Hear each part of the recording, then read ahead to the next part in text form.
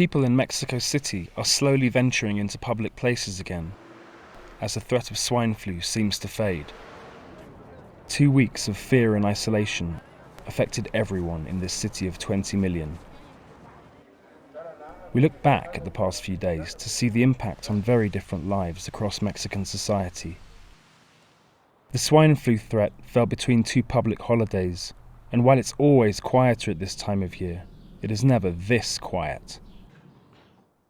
In a residential neighborhood in the south of the capital, architect Jimena Torre and her music producer husband Diego Benyuri were resigned to staying in over the past week. I've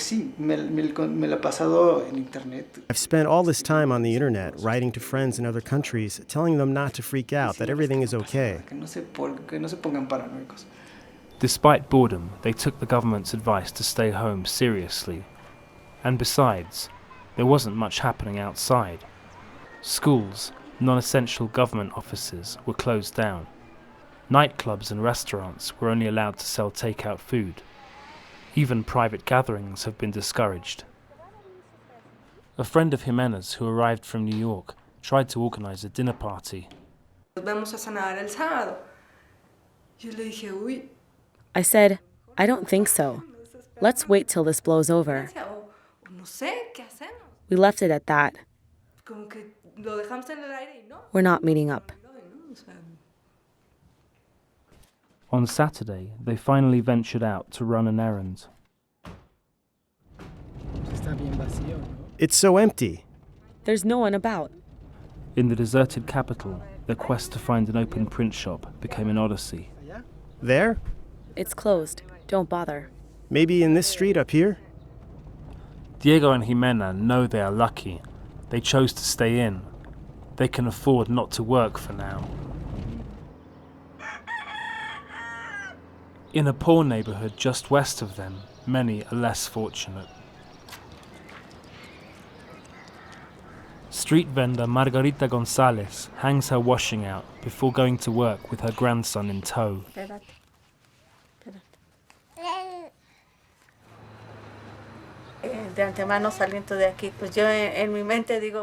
When I go to work, I pray to God that nothing bad will happen to us. They tell us not to go out. But if I wasn't going out to sell, we wouldn't have anything to eat.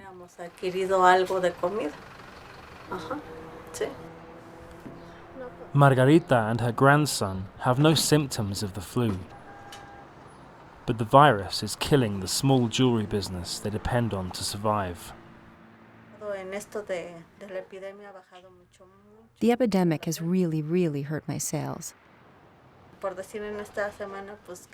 This week there were 3 days when I barely sold anything. Many vendors had no choice but to work through the fear.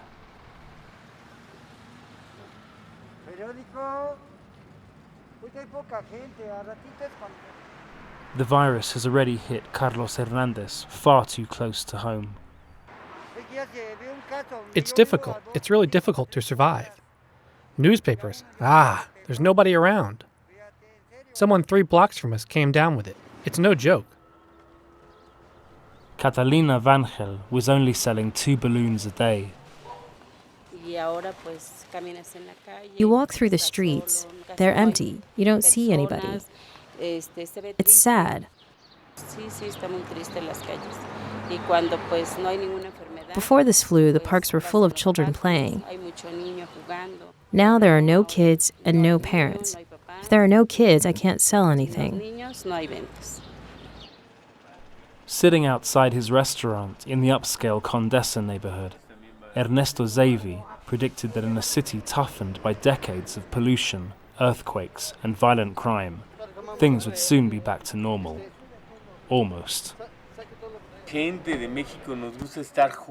We Mexicans like to hang out, touch each other, kiss, hug, chat.